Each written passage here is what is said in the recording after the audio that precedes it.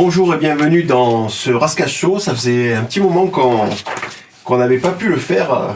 On était très occupés. Ouais. Vous avez sans doute vu sur nos différentes plateformes qu'on a sorti de nouvelles choses, sans compter effectivement le Covid. Donc on est ce soir, on est lundi, on enregistre ce nouveau Rascasse Show avec en invité Monsieur Philippe Carvalho. Bienvenue Philippe. Hein. Merci, bonjour. Venu les grandes heures. Ouais. Merci de répondre présent. Hein. Bon, vous faites partie des légendes. Légendes, je sais pas. Mais... Si, si, quand on parle de Philippe Carvalho, ça parle à. C'est quelqu'un qui compte énormément. À beaucoup de gens, hein, parce que. Par rapport à l'ADN, par rapport à l'évoquer. Parce que voilà. Par rapport à la fidélité, la fidélité au club, etc. Donc, merci beaucoup. Donc, aujourd'hui, on va évoquer brièvement la Coupe de France et le prochain match Gol FC, qui aura lieu donc samedi. Donc, on sera en déplacement face à une équipe qui est quand même redoutable et avec qui le Sporting luttera peut-être pour l'accession, et puis on aura un débat bilan sur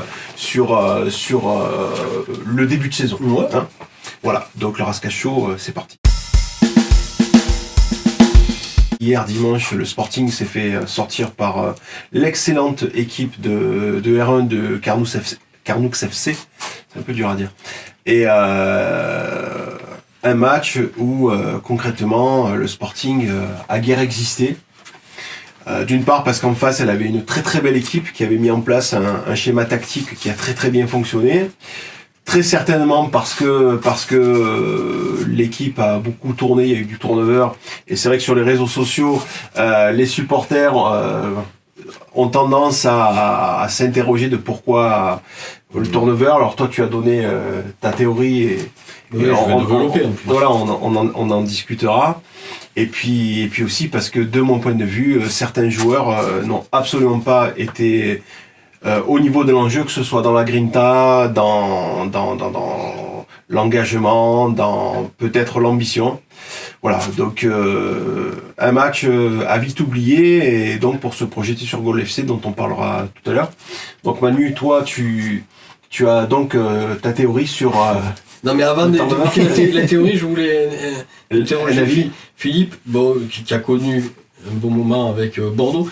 Toi, la Coupe de France, globalement, comment t'as vécu ça la plupart des années on se donnait à fond. Hein. Bon, après, nous, on l'a joué à fond, la Coupe. Hein. Quand c'était Bordeaux, on l'avait joué à fond. Bon, par exemple, t'as pas connu Évry. Après, j'ai connu des petites équipes qu'on a jouées, mais bon, c'est dur de jouer contre les petites équipes. On croit que c'est facile. Ouais, terrain est pas bon. À l'époque, hein, c'était comme ça. Maintenant, c'est que 17.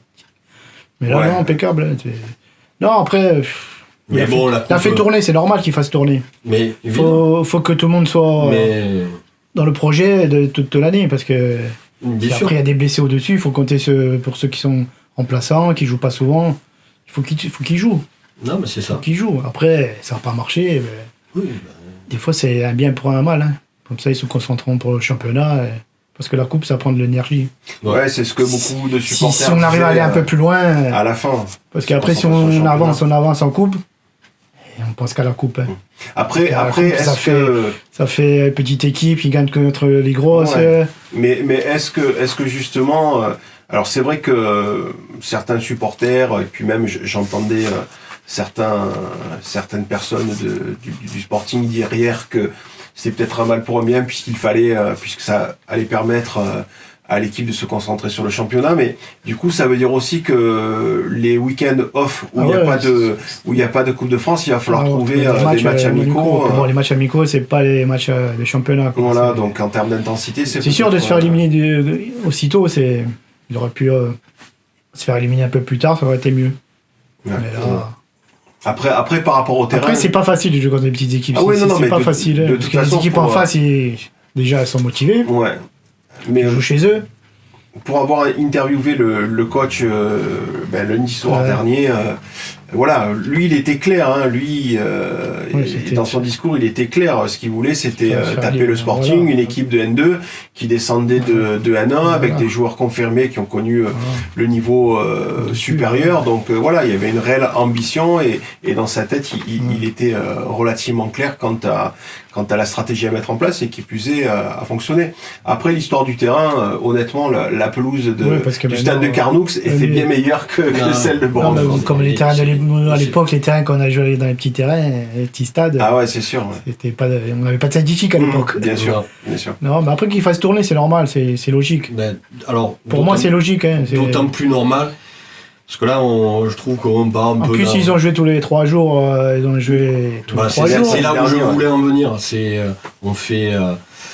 On fait 6 sur ce match-là. On ne fait pas tourner. Ils ont joué contre des grosses équipes. Oui. Ouais, Martigues, ça donne. On joue le leader mardi.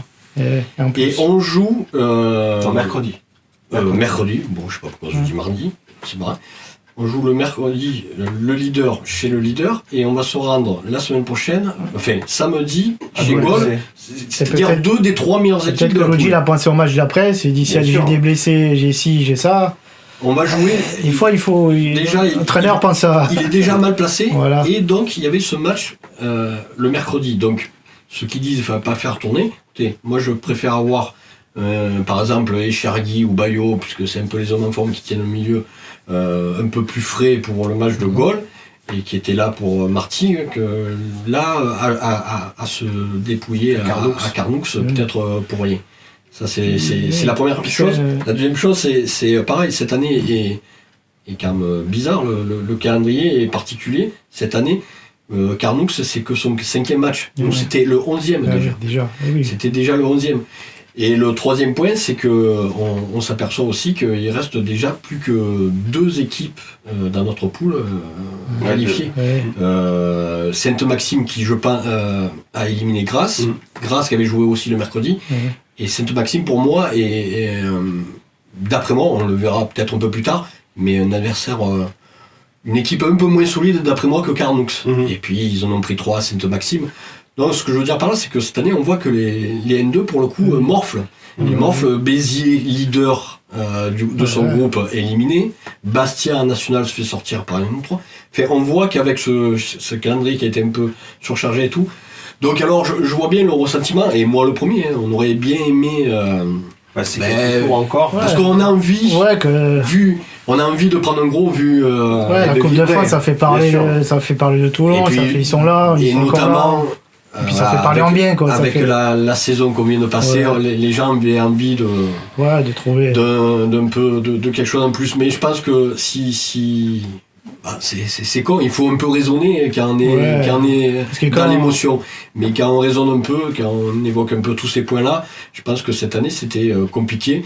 Et je pense que, par exemple, c'est moins difficile d'accueillir une nationale. D'ailleurs, on le voit, Gaulle a éliminé Bourg. J'aurais préféré accueillir une nationale, on avait plus de chances de passer que d'aller face à une très bonne équipe de R1. Je pense que Carnoux, on aurait fait tomber plus d'un. Peut-être les 3/4 des équipes qui seraient allées à Carnoux dimanche seraient passées à la trappe. Alors, et après, sur le dernier point, sur ce qui parle de la manière... C'est où t'es qualifié ou t'es éliminé. Moi, être éliminé en ayant bien joué, de toute façon, on a été éliminé, c'est ça qui est dérangeant. On n'a pas bien joué. Bon, c'est sûr, les supporters ils veulent voir des beaux matchs, mais si on arrive à gagner, à se qualifier sans un beau match. Non, mais c'est ce que je dis. Et là, le problème, on se serait qualifié au penalty, on n'en aurait pas parlé parce qu'on aurait dit que c'était un match difficile. Et puis, on se serait projeté pour Espérant, et puis voilà, c'était fini. Non, mais après, il y a quand même la manière, parce que. Après, j'ai pas vu. Moi, j'étais au stade, donc. Dans la manière. Se faire éliminer par une R1, c'est sûr. Qui a été très bonne qui plus est, moi ça me dérange pas plus que ça. Ce qui me dérange c'est la manière, quoi. C'est qu'il y a plein de joueurs, notamment certains qui revenaient, qui étaient qu'on n'avait plus vu depuis des mois, qui malheureusement en termes de de jeu, d'implication n'y était pas, quoi. Voilà, moi c'est plus ça qui m'a dérangé que le fait d'être éliminé. Quand on joue, il faut prendre sa chance, il faut montrer à l'entraîneur que, voilà, c'est ça, exactement. Que le samedi, ça va être difficile à faire les choix. Il faut lui montrer que tout à fait. Sur 2 joueurs, sur le même poste, je prends qui, lui. C'est ça. Bon, moi, mais encore une fois, je veux dire... Parce que ceux qui ont joué et ceux qui jouaient pas souvent, qui sont rentrés, ils ont perdu des points. C'est ça. Parce que là, il va faire quoi? Comme ils ont gagné en championnat, il va garder toujours la même... ossature. Faire un peu... Après, il faut faire jouer tout le monde. Après, la concurrence aurait été une erreur de pas faire jouer. Puis être éliminé en bien jouant, on aurait été limité. Il faut faire participer tout le monde parce qu'une année, c'est long. Hein. Une saison, c'est long. Il faut que tout le monde soit là. Il y a des jeunes, il y a... par contre, effectivement, le bon point, c'est qu'on a pu voir des jeunes, certains qu'on avait déjà vus en championnat de N2, mais d'autres dont c'était le premier match. Et ce qu'on ne peut leur enlever, c'est leur volonté de se montrer, de s'impliquer, d'aller au charbon, quoi. Et ça, j'ai vraiment apprécié. Et c'est vrai que ça me permet de dire que ce qu'on a déjà eu dit, à savoir que enfin, cette année, il y a réellement la volonté de la part du staff de faire... participer les jeunes. Ouais, participer les jeunes, et ça, c'est une bonne chose. Bon, ne serait-ce qu'en termes d'identité, je trouve que c'est plutôt pas mal. Voilà. Donc, Coupe de France, c'est bon. Gol FC samedi, donc comme tu le disais, c'est un des prétendants. Avec Fréjus, voilà. Peut-être nous et Martigues. Ouais. Pour moi, c'est les 3 gros. Donc, ouais, sur le papier, c'est les 3 gros. Voilà, donc un match qui va être compliqué, puisque on sait que c'est une équipe qui carbure bien. C'est une équipe qui est entraînée par le policier lyonnais, Chris. Brésilo-lyonnais, je ne sais pas si on peut dire ça, Chris, voilà. Donc je suppose qu'il inculque très certainement à son équipe la grinta et la rigueur. Surtout rigueur, professionnalisme, ça doit être tactiquement, ça doit être tactiquement très au point, collectivement aussi, de belles individualités.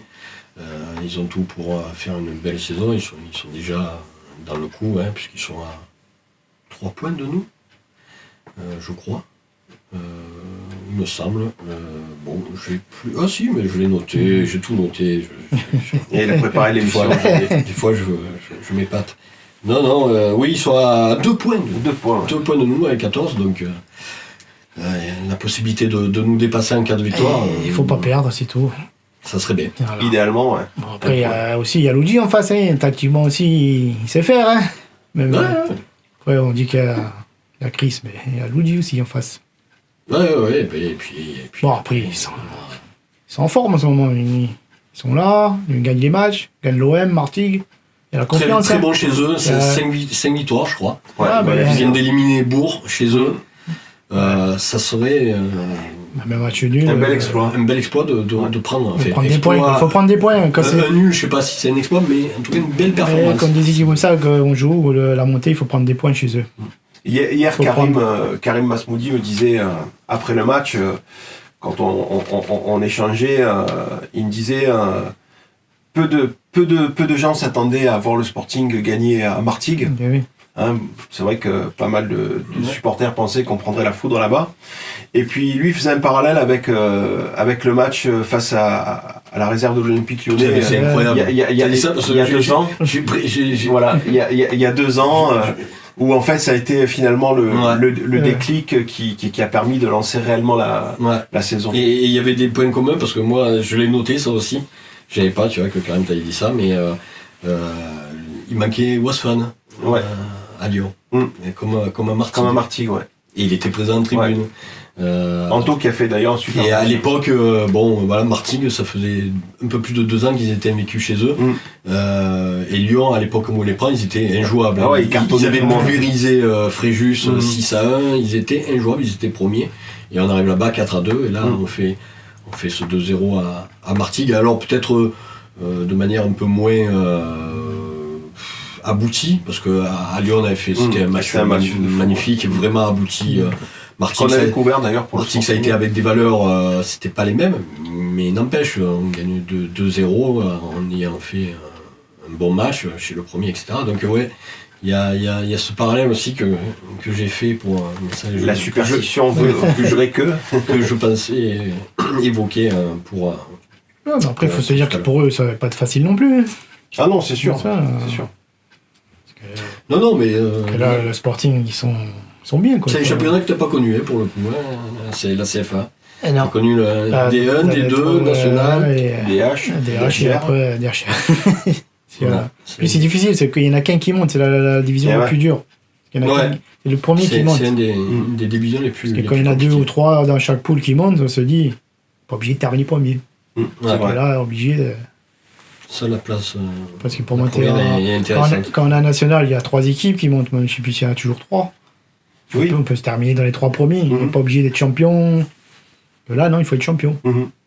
C'est le plus difficile. Oui, aujourd'hui, il me semble qu'en national, c'est les 2 premiers qui montent. Le premier, là, tu fais un barrage, c'est ça. Avant, c'était que ça, les 3. Mais là, c'est que le premier qui monte. C'est le plus difficile. C'est le niveau le plus difficile, ça. Absolument. Et après, on joue contre des belles équipes aussi. Des bons petits joueurs. Ah ouais, bien sûr. Donc, on verra comment. Je pense que s'il faut un bon résultat le prochain match, je pense que après. On verra les choix des coachs, puisque voilà, ça sera important. Je pense qu'il va pas trop changer son équipe. Tout le monde. Je pense que comme il. Si, mais enfin. Ça gagne. Je sais pas s'il y a des blessés ou je sais pas, mais. J'entendais parler sur le forum, on a une équipe type, il faut qu'ils me la donnent, les gens, l'équipe type, parce que moi, justement, je trouve pas qu'il y ait d'équipe type. Bien sûr, un peu derrière, bien sûr, mais ça a toujours été. Mais au milieu, par exemple, entre Sebou, Bayo et Chergui, des 3, qui c'est dans l'équipe type. Et sachant que Moulet est blessé, et alors en attaque c'est encore pire, parce que celui qui me dit oui, à part d'accord Delgado qui est le meilleur buteur, mais sinon sur les côtés il y a Hadji, il y a Costa, il y a Bamba qui sera suspendu, mais t'as des gars comme Ben Kassem. Non, il a été suspendu hier. Ouais, alors du coup peut-être oui, il pourra jouer. Après les coachs peut-être qu'ils font ça exprès pour faire tourner tout le monde, que tout le monde soit participe, que soit dans. Je termine. Il y a un garçon comme Ben Sharif qui a intégré, ça y est, depuis la semaine dernière, le groupe à entraînement. Donc c'est un garçon en plus. Bon, d'après moi, qui sera juste pour ce match-là, mais c'est. Donc, non, l'équipe type, moi, j'en vois pas d'équipe type. Le groupe est quand même un peu plus large. Et dire qu'on est un groupe limité parce que hier, on est passé au travers, écoutez, très bien, on verra. On n'était pas la super équipe après avoir battu Martigues leader. Ouais. On n'est pas la pire équipe après avoir échoué, même de mauvaise manière. Chaque match a sa vérité, donc on verra bien. Les coachs, peut-être qu'ils font tourner tout le monde pour que tout le monde soit. Non, mais pour concerner tout le monde. Concerner. Et puis c'est une gestion de groupe, ça. Ouais, après, ça dépend des entraînements aussi. Et nous, on n'est pas là pour voir. Eh bien sûr. S'il y a des petits bobos, des petits. Voilà, donc. On verra bien ça, on va suivre ça de près samedi. Ouais, donc on passe à la rubrique numéro 2, c'est l'interview de Monsieur Carvalho. Notre archiviste m'a sorti ta vie complète du Sporting.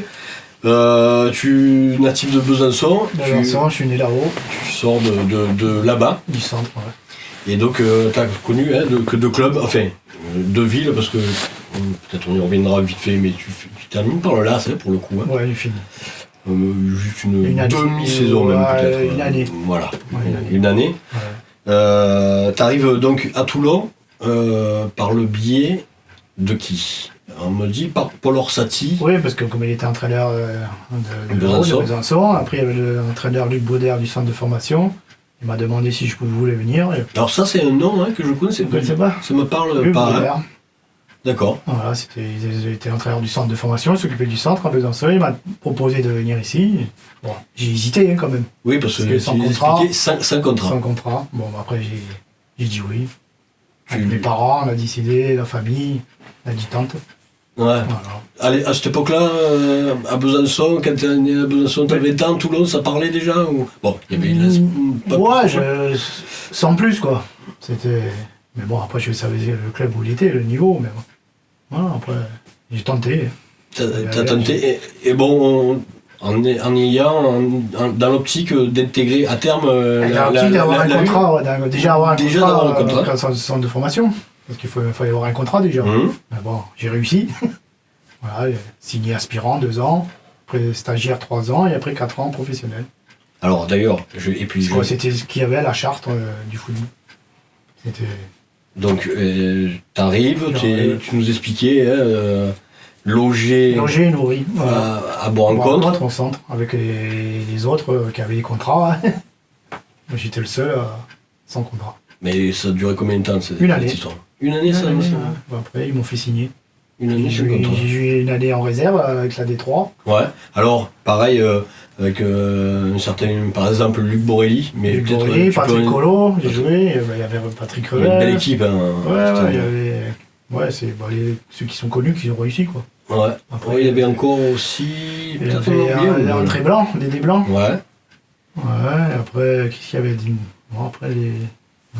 C'est ce qui me tue toujours, c'était la D3, c'était notre réserve, on était en D3. La première année que je suis arrivé, il y avait ces joueurs-là, quoi. J'étais avec eux.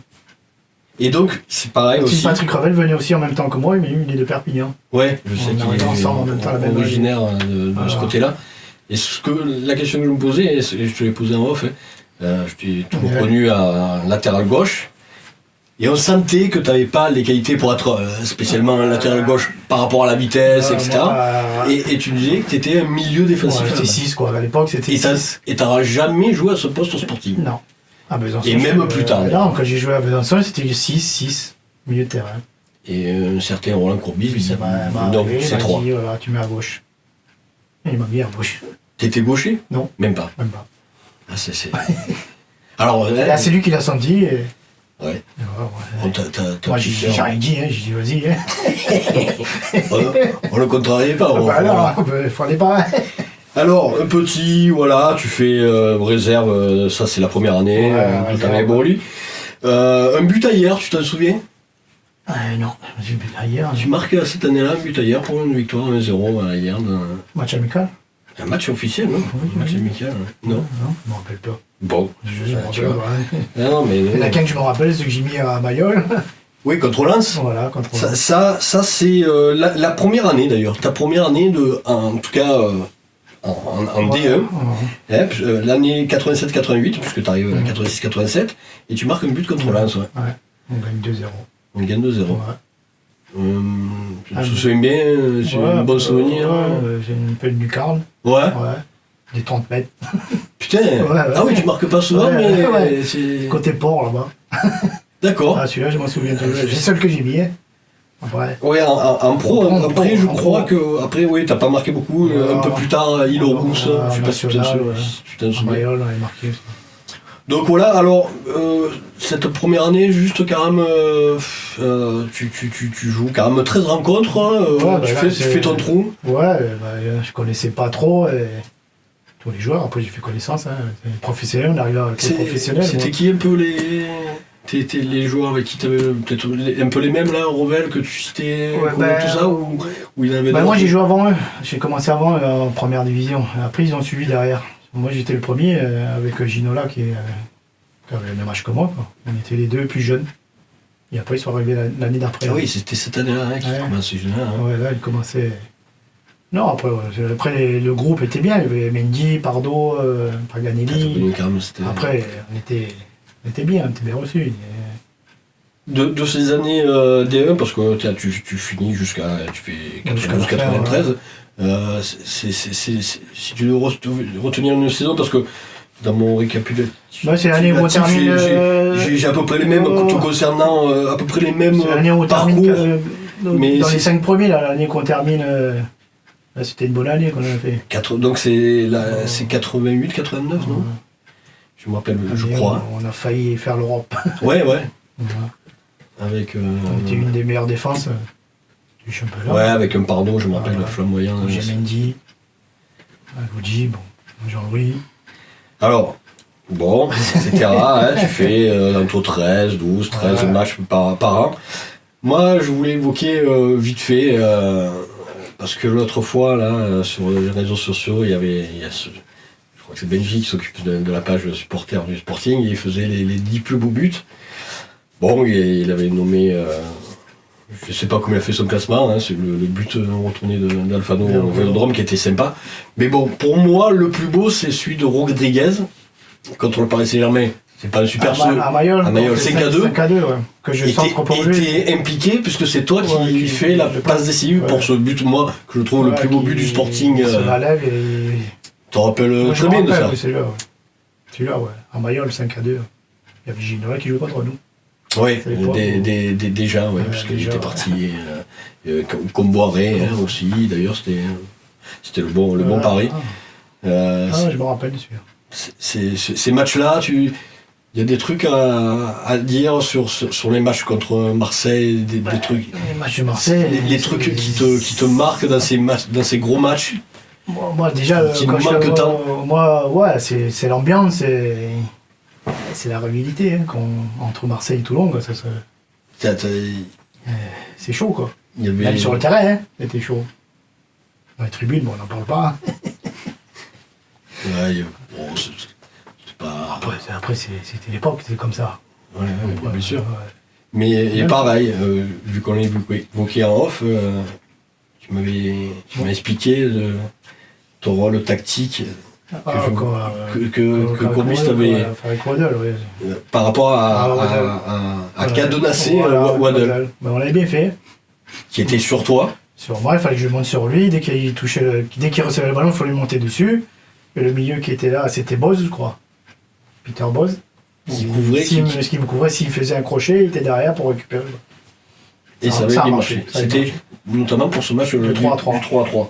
On se fait quand même un petit peu volé. Un peu. Ouais, on peut le dire. C'est la tactique de Roland, hein, qui trouvait toujours quelque chose.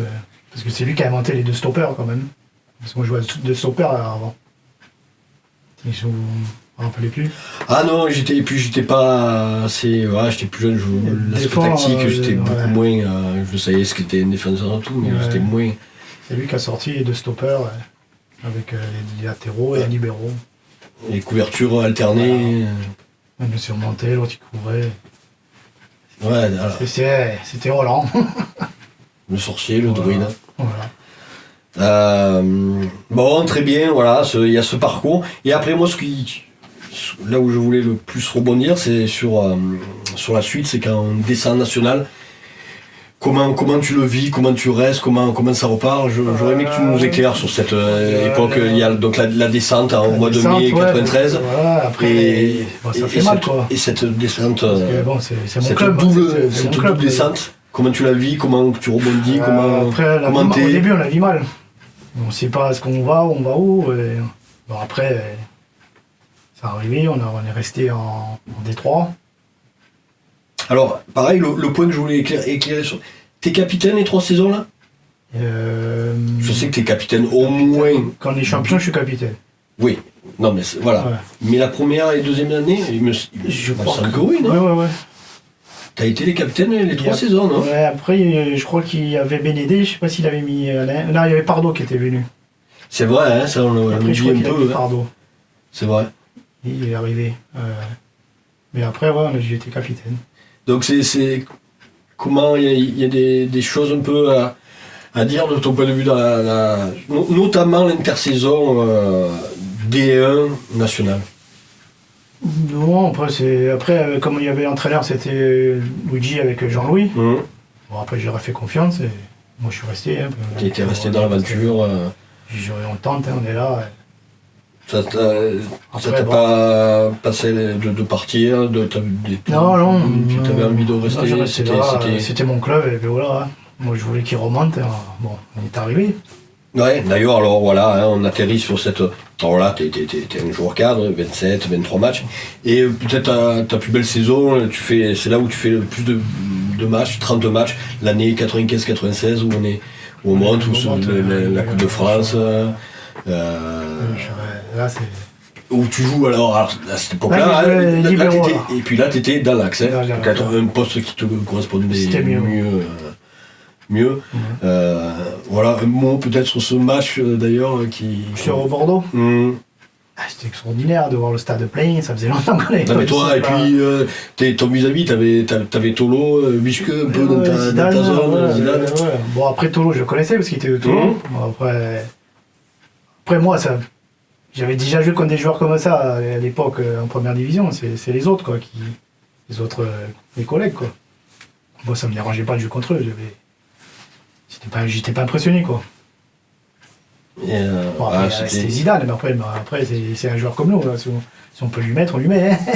Oui, et puis à l'époque, il n'était pas encore tout à fait. Mais c'est l'année où ils vont en finale de UEFA, quand ils perdent, mais ils éliminent Milan. Le bon Milan, quand même. Après, 3-0. Après, ils se perdent en finale. Ouais, contre le Bayern, justement.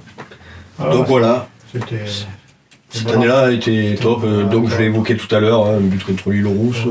Ouais, maillot, je crois. Ouais, c'est ça. Voilà, première victoire. Et puis bon, la montée, il y a ces 2 années de D2 là. Bon, là, j'ai pas trop joué parce que bon. Pas trop joué, hein, 10-7 matchs. Après, les entraîneurs, je pense que. Ils étaient pas pour moi, je pense. Ouais. Ils voulaient pas que je joue, je pense. Mais après, moi, j'ai dit mais t'es jamais rentré finalement, hein, donc à ton poste initial, milieu défensif, même à cette époque-là. Hein, pour le coup, ouais. Après, j'ai joué avec la réserve, et j'ai joué avec les jeunes en DH. Non, mais voilà, c'est ça que je voulais évoquer. Et on arrive à cette saison 98-99 où il y a cette rétrogradation. Moi, j'ai joué qu'on était en CFA2 que tu connais. Voilà. Et en fait, tu pars quand on descend en DH, c'est ça, parce qu'on tombe en DH en cours d'année. Moi, je pars parce qu'il ne veut pas me garder déjà. C'était Ben Simego qui a repris le club. Il voulait. Parce que moi, il m'a vu, hein, j'étais reçu. Pas par lui, je ne me rappelle plus qui c'était. Déjà, il voulait me recevoir dans un couloir. Je lui ai dit non, moi, je ne parle pas dans un couloir.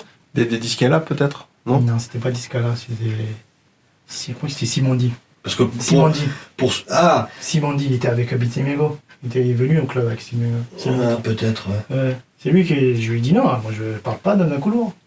Si vous voulez me parler, vous parlez dans un bureau. Et c'est là qu'ils m'ont dit non.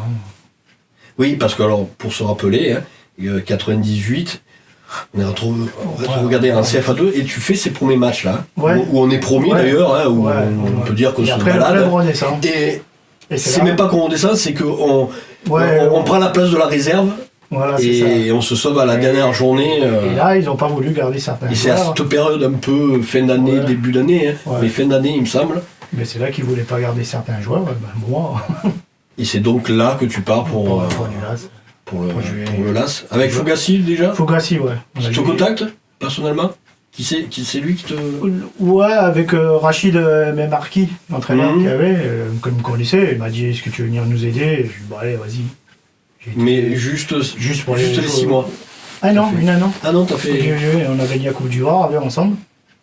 Après j'ai arrêté. Après, je suis parti un an chez eux pour l'aider. Oui, parce que t'es pas âgé là. 32. Ouais, après j'ai arrêté. Ouais, marrant. Ah, t'avais. RDH, c'était RDHR. Mais essayer de rebondir plus haut, plus loin. Non, j'ai pas cherché là. Non, j'ai dit stop. Stop. Alors, je voulais aussi juste un peu évoquer, pour finir, tu nous disais. Au point de vue de la formation, là, ton fils, il joue au Racing. Je suis désolé, il joue au Racing. Il a fait quelques matchs à Marseille. Tu le regrettes ça? Tu me disais un peu, au point de vue du club, de ne pas faire assez appel à ces anciens joueurs. Et les anciens joueurs qu'on connaît. J'ai toujours dit, faire des. Un gars comme. Moi, je pense un gars comme. Le premier qui me vient, c'est Patrick Revel. Ouais, il y a Revel, il y a Martin Coca, il est sur Toulon. Après, il y en a plein. Mais moi, je comprends pas qu'il n'y a pas d'anciens joueurs qui entraînent les enfants. Et toi, tu disais que c'est ça un peu qui t'a rebuté de mettre ton fils au Sporting. Déjà qu'ils ne me voulaient pas, je ne vais pas mettre mon fils. Parce que s'ils savent que c'est mon fils, je me suis dit peut-être s'ils savent que c'est mon fils. C'est malheureux ça quand même. Ils n'ont pas voulu me faire signer. Je me suis dit, bon, on va le mettre ailleurs. Peut-être qu'un jour il viendra au Sporting. Ouais. Si ça change. Ouais, ou si ça évolue. S'il y a autre chose, quoi. Après, il est bien au Racing, mais bon, c'est pas le Sporting. Et Fred, il va bien? Fred, il va bien. C'est Fred. Fred, c'est Fred. Je sais qui le connaît. Mais... Alors, il est bien, mais bon. J'aurais préféré qu'il soit au Sporting, mais bon, j'ai décidé de le mettre là-bas. C'est moi qui ai décidé. C'est regrettable depuis un moment, parce qu'il est en U12, tu disais? Ouais, depuis l'âge de 5 ans, il est là-bas, au Racing. J'aurais pu le mettre... mais non, depuis qu'il y a eu... ils étaient là. Le Benzi Mingo... c'est pareil. Ouais, pareil, Benzi Mingo et lui, Joyce. Ouais, finalement... Finalement, j'ai pas envie de le mettre, quoi. Les deux de ce côté-là, pour toi, pas...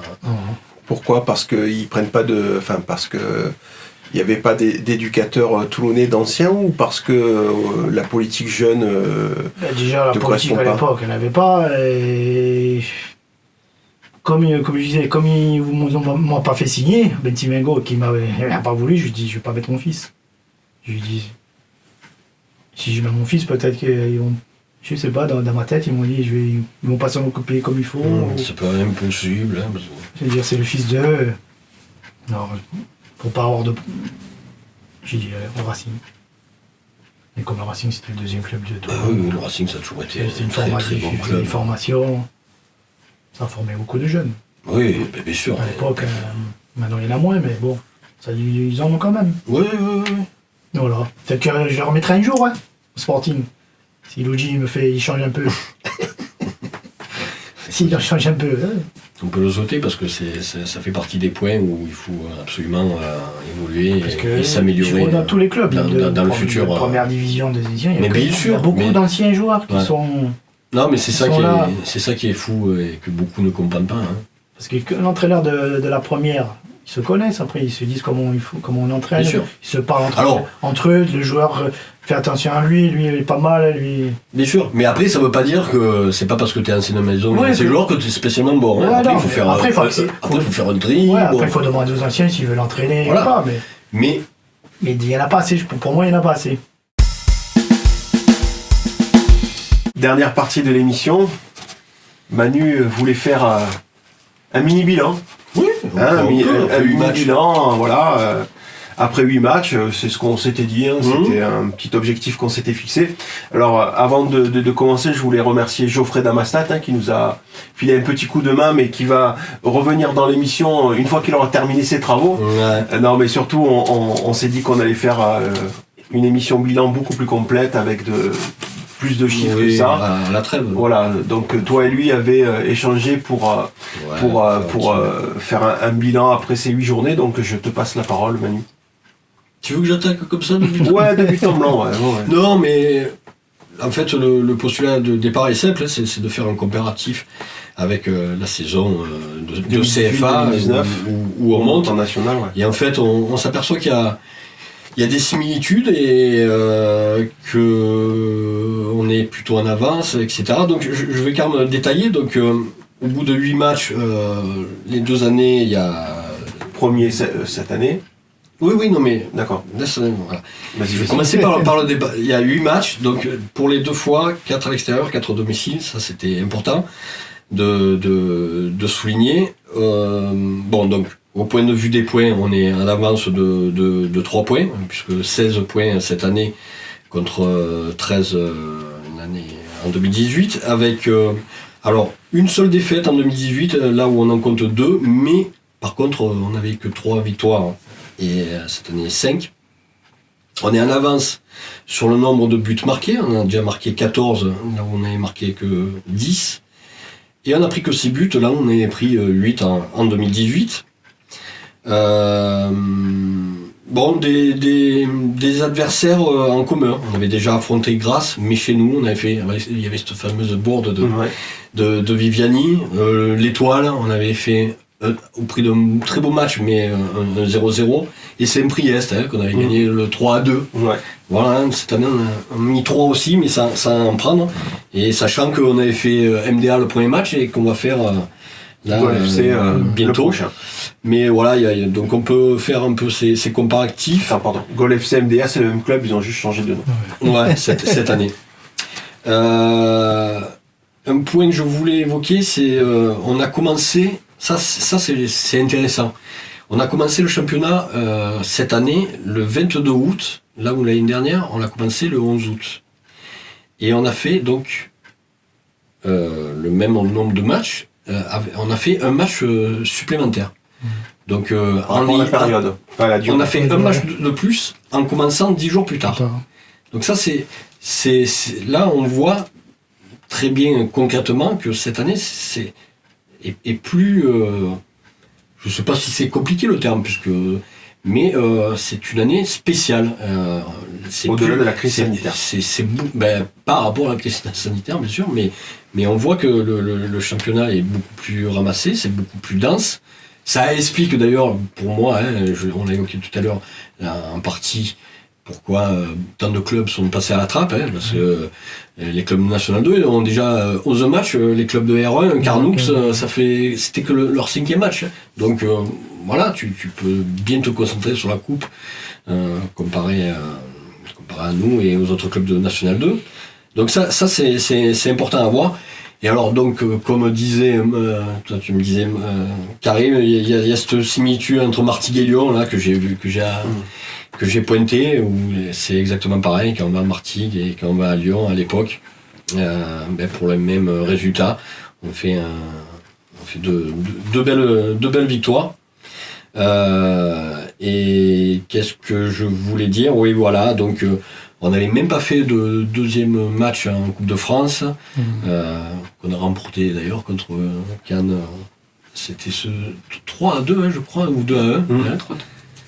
3-2. Mais voilà, on voit que cette année, donc déjà, pour tous ceux qui crient au loup, on voit que factuellement, il n'y a pas de quoi. Déjà, on est premier, donc quand on est premier de fait, on n'est pas en retard. Mais voilà, on est. Moi, en fait, ce qui me paraissait important de souligner, c'est que, comme on pourrait dire à l'école, les encouragements, là, voilà, on voit qu'on bosse bien, on est dans le coup pour faire un championnat, pour exister dans ce championnat. Et je pense que c'est ça qu'il faut retenir, au-delà de la première place, qui est totalement anecdotique et qu'on risque. Il y a quand même de bonnes chances qu'on perde, et je l'espère pas, mais à Gaulle, si d'aventure, même si en faisant un match nul, puisque le poursuivant c'est Martigues à 16 points, l'Étoile à 15 points, Aubagne à 14 points, donc si un de ces trois adversaires qui gagne, on passera devant. Donc voilà, il y a ça bosse bien, on voit qu'on n'est pas, même en comparant avec la saison 2018, on est dans le coup, et je suis assez content de ça, et en sachant qu'on a avec ces jeunes qui sont intégrés, il y a une vraie, c'est des vrais, comment je pourrais, des vraies satisfactions, ils donnent satisfaction en plus, et donc par rapport à ça, je suis assez content, mais voilà, il reste 6 matchs, ça va vite passer d'ici la trêve. Donc l'objectif, ils y sont, quoi. Ils sont là, quoi. Ils sont là, en plein dedans. Faut pas être premier maintenant, il faut être premier au bon moment. À la dernière journée. Des fois, il y en a qui sont premiers, d'un seul coup, le match retour. Alors pour compléter, voilà. Si jamais on devait perdre, on serait au pire à égalité avec le Sporting version 2018-2019, où on avait gagné le 9e match à Martigues, justement, aussi, au prix d'un très beau match 2-0. Ils perdent samedi, il ne faut pas se dire, ça y est, ils sont perdus. Non. Mais on voit bien que ça va très vite. Après Martigues, premier, voilà. Et puis une élimination, une défaite, et puis les critiques qu'on peut voir. Donc, ça va être serré toute la saison. Ça va à 2000 dans un sens comme. Ça va être serré jusqu'à la fin. S'il y a 4-5 équipes, ça va être très serré. C'est qui fera le moins de fautes, d'erreurs. Surtout à la maison. Faut pas perdre à la maison. Quand on entend le comparatif de Manu, Philippe, par rapport notamment à des similitudes. C'est encourageant. C'est encourageant, mais au-delà de ça, est-ce que quand on est footballeur, comment dire, la superstition peut prendre le pas sur une analyse, sur une préparation. Non, je pense pas, parce que comme c'est pas les mêmes joueurs non plus. Il y en a pas mal. C'est pour ça que j'évoque la superstition. Il y en a pas mal. Il faut pas qu'ils pensent avant. Il faut penser à l'avenir. Et avant, c'était avant. Hein. Là, c'est pas les mêmes joueurs qu'on rencontre. C'est pas les mêmes. Il y a les mêmes clubs, mais bon, en face, ils ont changé aussi. Ouais, non, bien sûr. Non, il faut pas penser. Superstition, il faut pas penser à ça. Il faut faire ses matchs à fond. Se donner à fond, puis voilà, après ça arrive. Hein. Mais il faut se donner à fond. Même si techniquement on n'arrive pas, mais il faut se donner à fond, s'arracher. Ça a toujours été comme ça tout le long. Des fois, on n'avait pas souvent de ballon, mais on était là. Ouais. Justement, on montrait qu'on était là, quoi. Toi dire aux joueurs, le prochain dribble, tu vas pas le faire. Ouais. Toi qui as côtoyé Luigi, Philippe, justement, tu parles de motivation, tout ça. Tu peux nous dire un petit peu comment il est Luigi, c'est un meneur d'homme. Hein. Il est là. C'est un homme. On le connaît tous. Hein. Il veut qu'on joue comme lui, comme la même hargne qu'il avait. Hein. Il est toujours là. Mais mettait la tête qui mettait les pieds. Ouais, c'est ça. C'est ce qu'on disait, effectivement. Ouais. Mais il faut le suivre, quoi. Mais c'est quoi? C'est dans le discours? L'exemple, il est. Ouais, après, dans le discours, il est là. Il parle comme nous, quoi, comme les anciens joueurs. Hein. C'est pas un entraîneur qui va sortir des mots. Non, il va aller droit au but. Hein. Ouais, il faut mettre le pied, et puis voilà. Hein. Même si techniquement, on n'y arrive pas, mais qu'on soit là, qu'on montre qu'on est là. Jamais sans lever. Déjà, voilà. On est là, on est devant, c'est Toulon, quoi. Toulon, c'est Toulon, c'est que la réputation, c'était ça, quoi. Ouais. Déjà, les équipes avaient peur de venir à Toulon. Il faut que ça redevienne, ça. Mais justement, faut que ça redevienne. Ça me permet de rebondir sur la question que je voulais te poser. Tu dis Toulon, c'est Toulon. Qu'est-ce qui fait l'identité toulonnaise, finalement? Parce que, je sais pas, les joueurs, quand ils venaient ici, ils savaient que c'était pas facile, quoi. Mais qu'ils allaient ressortir un peu abîmés. Et que déjà, ça commençait déjà dans le couloir. Donc, il faut savoir, déjà dans le couloir, avant de rentrer. Ouais, c'est fameux. Vous pouvez parler. Hein. Déjà, ça commence là, quoi. Et après, sur le terrain, comme on dit, il faut mettre le pied, il faut parler, il faut un peu brancher, comme on dit. C'est une forme d'intimidation. Voilà, il faut parler aux adversaires. Tu brancher, Philippe? Ouais. Tu veux pas brancher, toi? Si, mais l'arbitre ne le voyait pas, quoi. Mais il faut le parler. Un exemple, s'il tombait, je l'avais pas, il faisait le cinéma, je vais le relever, mais je lui disais quelque chose.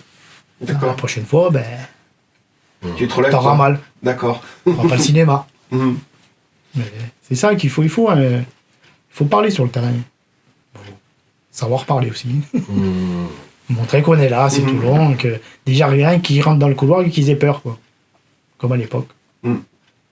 Parce qu'à l'époque, dans le couloir, c'était chaud. Tu parles de l'époque, mais je pense que pourrait être valable. C'est Luigi, quoi. Luigi, il peut là. Il y avait Luigi, hein, avec. C'était le premier en plus, lui. Hein.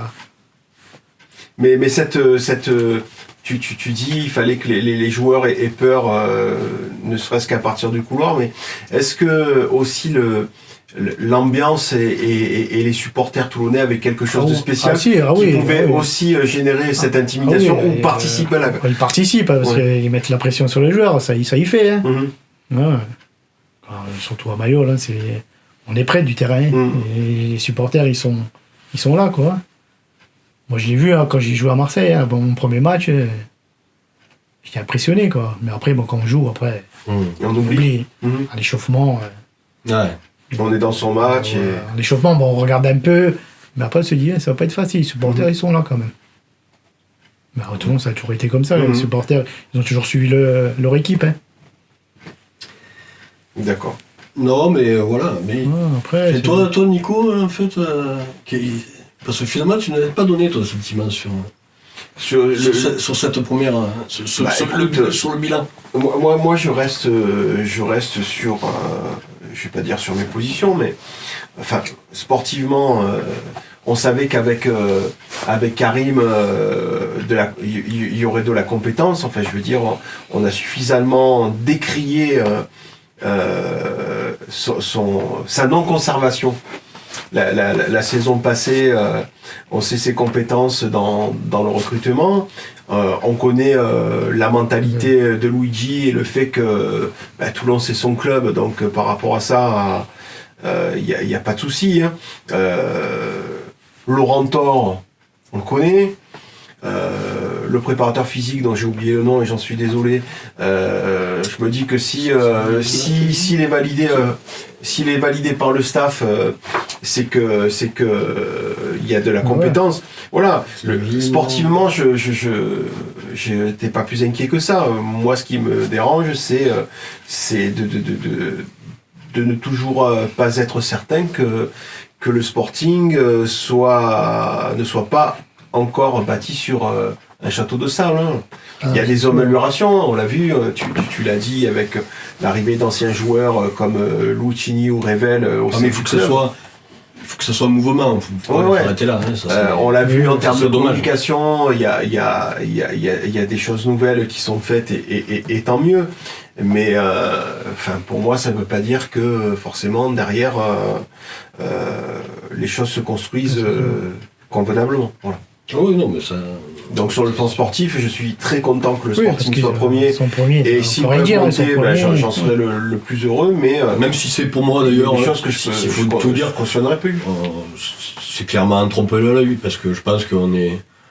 Enfin, en tout cas, de mon point de vue, on est sans doute pas, même à ce moment de la saison, la meilleure équipe. Mais c'est rigolo que, en tout cas, mathématiquement, c'est pas ce que les chiffres disent, et tant mieux, on a été on est globalement d'une efficacité redoutable. Parce que, et ça aussi, c'est un point qu'on peut souligner, c'est que sur nos 3 défaites officielles, chaque fois qu'on perd, on fait des matchs pourris, quoi. Hein. On passe à travers, que ce soit à l'Étoile, que ce soit à Monaco, que ce soit donc à Carnoux, pour ces défaites. Et à chaque fois, on n'y est pas du tout. Et bon, par contre, quand on y est un peu plus, souvent, ça fait mouche. D'ailleurs, voilà, Delgado, il illustre bien ça. Hein. C'est-à-dire, je trouve que en fait, c'est peut-être le joueur qui illustre le plus le Sporting, c'est-à-dire que Delgado, pareil, c'est pas pour lui faire offense, mais on sait que c'est quelqu'un qui, dans le jeu, il fait pas de grandes courses balle au pied, c'est pas un dribbleur, même dos au but, c'est pas spécialement quelqu'un qui sait conserver le ballon, qui arrive à faire de grandes choses. Par contre, c'est un renard des surfaces, et quand il a le ballon dans les 16 mètres, c'est son jardin, et souvent ça fait mouche, et c'est un peu à l'image du Sporting, c'est-à-dire que bon, dans le jeu, on n'est pas spécialement une équipe au jeu bien léché, etc. Mais par contre, on est d'une efficacité assez redoutable. Et bon, pour le moment, c'est ainsi. Je sais pas si ça sera le cas pour toute la saison, mais ça, c'est assez intéressant. Donc voilà, c'était la dernière stat aussi. Et c'est le meilleur buteur avec 6 buts. Là où l'année dernière, c'était Moulé avec 3 buts et 3 pénaltys d'ailleurs. T'avais Guilla qui en avait marqué 2. Comme il marque des buts, il se rend confiance. La confiance est là. Et mais voilà. Il marque pas, ça. Là, et puis t'as Bamba aussi qui a marqué 5 buts, dont alors pour le coup il y en a 2 en Coupe de France. Mais voilà, donc on verra. Je pense que voilà, pour la saison à venir, peut-être que c'est ce genre de profil qui va peut-être se prononcer. On verra la suite. Il reste 6 matchs à la trêve. Je pense que c'est pas la peine, ça aussi on aurait fallu l'aborder, mais sur le recrutement, je pense que c'est pas la peine de recruter aujourd'hui. On a des jeunes. On peut attendre la trêve. C'est pour recruter, ça sert à rien. Recruter, s'il y a des jeunes derrière, il faut servir des jeunes. Je vois vraiment pas à quel poste. Comme vous dites tout à l'heure, en Coupe de France, il y a des jeunes quand je dis, il faut s'en servir. Il faut s'en servir. Donc sur le recrutement, on va attendre, je pense, bien sagement à la fin de l'année. Et puis écoutez, on va voir goal et puis on verra bien.